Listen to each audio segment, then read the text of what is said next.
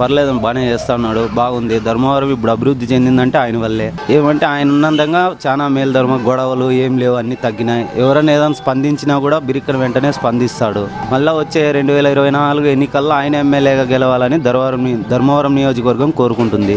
Last election లో వద్దులే, ఆ ఎమ్మెల్యే వాళ్ళ పనితీరు మనకు నచ్చలే. మాకు ఇప్పుడు ప్రజెంట్ కేతిరెడ్డి వెంకటరామరెడ్డి ఉంటే పర్లే. మాకు ఒక ఎమ్మెల్యేతో వాళ్ళ పనులు మనకి ప్రభుత్వానికి ధర్మవరం నియోజకవర్గానికి లాస్ట్ ఇయర్ ఉండే ఎమ్మెల్యే అంతగా పనేం చేయడం లేదు. ఇప్పుడు ఉండే ఎమ్మెల్యే అయితే మా కేతిరెడ్డి వెంకటరామరెడ్డి గారే మైలు.